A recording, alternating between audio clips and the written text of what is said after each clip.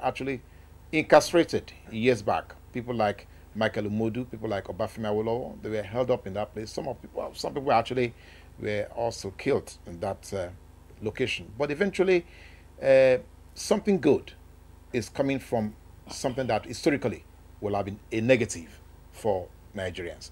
And the young man, if I may use that expression, who turned all this around, is here with us in the studio. My pleasure to let you get to know architect Theo Lawson. You're welcome. Thank you, sir. Thank you. Okay, so how did this idea, how did this come about? what brainwave gave you this? Freedom Park has two lives. Essentially, it was born twice. First of all, in 1999, as an idea, group of architects got together, different firms, to come up with ideas for Lagos in the millennium. So different firms came up with their own millennium ideas for improving Lagos, lifting Lagos to the international level. And well, my group, or myself and my group of students, chose to create a park. And the only viable space in Lagos Island at that time was the old prison. And I knew it had been abandoned for many years, so just rotting away there. And I felt it was an opportunity to at least make a statement on that piece of land before it got taken over by developers. Yes. So we all the different firms put together the different ideas for traffic management, beautification of Lagos, all sorts of stuff. Came up with compiled a booklet which we submitted to the government then, but unfortunately nothing came out of it. Nothing came of it in 1999. It was buried. Well, maybe it did not get to the right quarters, but we submitted it all the same. But early 2009, I was talking with somebody who happened to be special advisor to the governor. And just in passing, I mentioned the project. And she said, it was a great idea. Can you send me the synopsis? I sent synopsis, and 2 weeks later, I was meeting with the governor. She had passed, governor had asked for a meeting. This is the current governor, Raji Fashola. Yeah. And at the presentation, he really liked what he saw and asked how soon I could meet with the executive council. So a month after that, I met with the executive council, and the project was approved. Wow. So it took 10 years. It took 10 years. It took 10 years to get to that. They said everything has the right time. So now, what do we have at the park? What kind of experience do we have at the park? Okay, first of all, do we still have inmates there? All the time.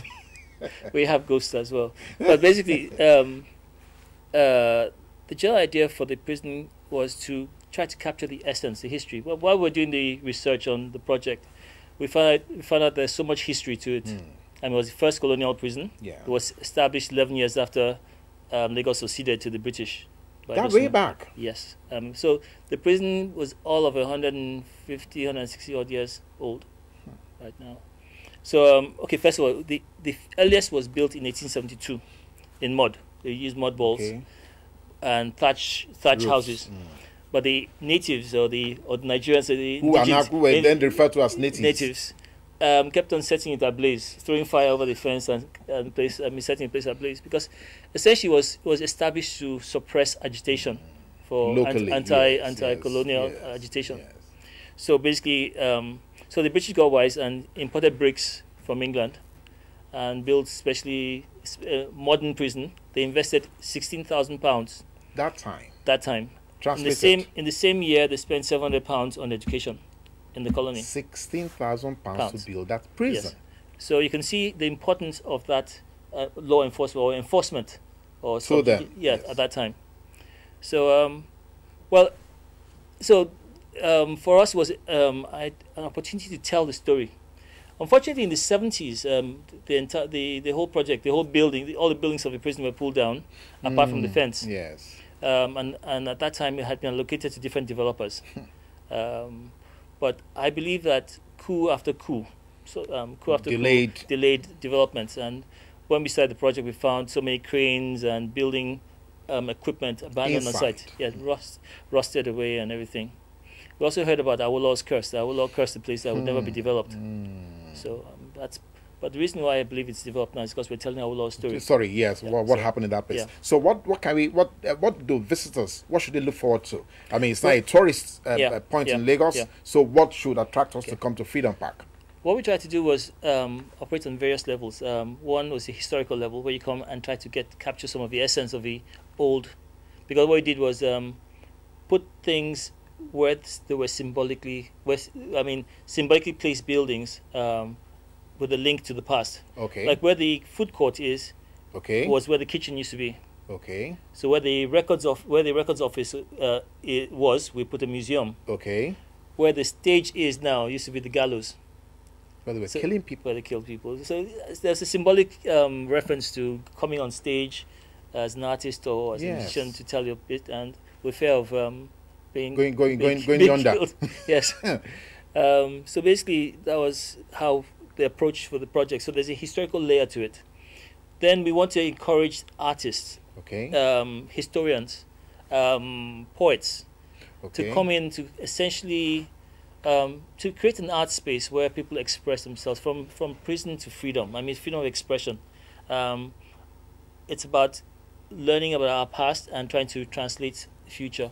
For our children and for ourselves, yes. Okay, now, so maybe we should sample what kind of receptions can we have there? Can I have a small party? I mean, probably Theo's going to be 60, so I want to do something about it. So can I have a party? We try to discourage private parties. It's a very historical place, so and it has a lot of. We celebrate artists. We celebrate Jimmy Shulanke was celebrated there last year. We did a tribute to Fatai Rolling Dollar. We celebrated Joke Jacobs at 50. But we really don't want to make it a party venue. It's not an event center. Venue, yes. It's a historical place, and we celebrate the arts. So we support artists and promote the arts as much as we can. We've annually Professor Wole Soyinka, who has offices there. Oh, yeah, should I have said that? Okay. Essentially, at least he uses the place very regularly. Yes. And he has the annual Black Heritage Festival there. We've had the third one this Easter. Yeah. We had the World Music Day celebrated there. We have various international film festivals. The book shows. There's the Cora Arts and Crafts fair. So we had lots of events that tie to the arts and knowledge, seeking knowledge, and we try to encourage as much as possible interaction between the older people and young people. So pass on the information. What was Lagos like in the olden days? Talk about the high life days, the days of the high life. I mean, Kakadu and all the other places, cities, hotspot on Lagos Island and everything. So essentially, we want to rejuvenate Lagos Island. Now, but do we have any space for international community? Are we selling these outside of Nigeria? Are we trying to let the world see what happened centuries back and what we have done with it now? Well, there is a museum within the facility as well, so we've tried to capture some of the history, and we're encouraging as much as possible people to come in with information. It's a research center as well. Okay. Whatever you discover, whatever information you find out, please bring it there. Let's sort of like encapsulate this. We're in partnership, we've been partnered by Goethe Institute, who have a series of regular activities there, because their offices are now in the City Hall, and they have most of their cultural activities there, and they also support Nigerian artists quite a lot. I mean, unfortunately, you find that you get more international support than local support. I was just going to come to that. So why is it that we're not getting corporate Nigeria to identify with a dream like this? What is the problem? Is it that we are not making the right presentations, or is it that we are not knocking at the right doors? I mean, what exactly? Can you put your finger on it? Yeah. There's what you call sponsorship apathy.